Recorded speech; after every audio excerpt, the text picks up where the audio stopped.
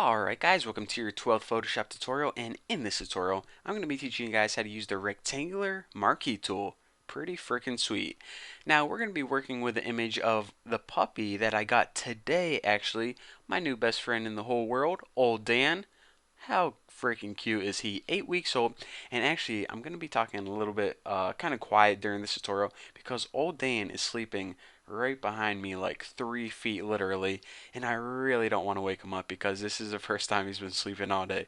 But anyways, I'm going to be a little quiet and try to do this tutorial.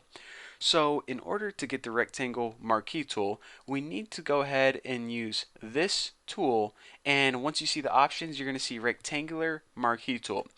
Now this is one of the tools that allows you to make a selection or select a portion of your image. Now why the heck would you want to select a portion of your image? Well, let's say that we wanted to cut the bottom half of this image out, so instead of his feet, it would say maybe we want to add some text in there. Or maybe we just want to cut out this rope and put in, I don't know, like a hot dog so it looks like he's eating a hot dog. I don't fricking know. The important thing is you can do many things, but let's just focus on making that selection for this tutorial. So once you have your tool selected, in order to make a normal selection, just go ahead and drag with your cursor, and once you release, you can see that the selection is made, and it's going to have these little, I call them marching ants, around a little dotted line.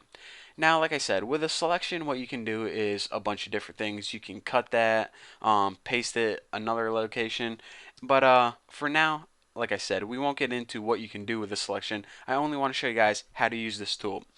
Now you may be thinking, okay, that tool is easy enough to use. However, there are a bunch of sub options that you can, or options, sub options, options, tomato, tomato, that you can use with this tool. The first one is this little doohickey right here. This is add to selection. Now whenever you have this option chosen, what you can do is you can make another selection and it adds that to the current selection. So as you can see, we have a selection over old Dan's eye. If we want to get his nose in this as well, make a new selection, and as you can see, whenever I release that, we now have one huge entire selection, his eye and his nose. And you can do this as many times as you want. If you want to get his other eye in there too, select that. Check it out. One freaking huge selection. Now, of course, since we have add, this next one is subtract. So maybe we want to say, you know what, I just want his eyes in there. So let's go ahead and subtract the nose, and it takes this portion out from the current selection. Now, this last one is the only one that can get kind of confusing. What this intersect with selection does is it's going to allow you to make a new selection. Then what it's going to do is it's going to see where it overlaps this selection and creates a selection based on that. Weird? Let me go ahead and show you. So you see that we have two of his eyes and the little spot above his nose selected right now. Well, I'm going to go ahead and make a new selection that selects all of this area. Now take a note that the only place that these two selections overlap is his eye, his right eye. So I'm going to go ahead and release and check it out. Wherever the two selections overlapped is where I'm going to get that current selection. That blah blah boom boom boom. Oh, sorry. That's why it's called intersect selection tool, basically where they overlap. Now, a lot of people ask, you know what, how do I get rid of a selection if I say, okay, oh crap, I pressed the wrong thing. Let me just go ahead and get rid of that. Crap. How the heck do I get rid of it altogether? Well, in order to get rid of your entire selection, hold down Control on your keyboard and press Z. This pretty much allows you to start from new, and you know what, actually I shouldn't have made all those selections, but but well, let me say this. Whenever you make a selection for the first time and you hit Control Z, it's gonna do undo, and that's the shortcut for undo. But the shortcut for deselection, I guess it's called, is Control D. So let me go ahead and demonstrate that one more time. Control Z is undo, and that may do it if it's your first selection, but Control D is deselection. So I guess I probably should have said that first and foremost. But now, hey, you guys know the shortcut for undo as well. So the other two things that I wanted to talk to you guys about is fixed ratio and fixed size selection.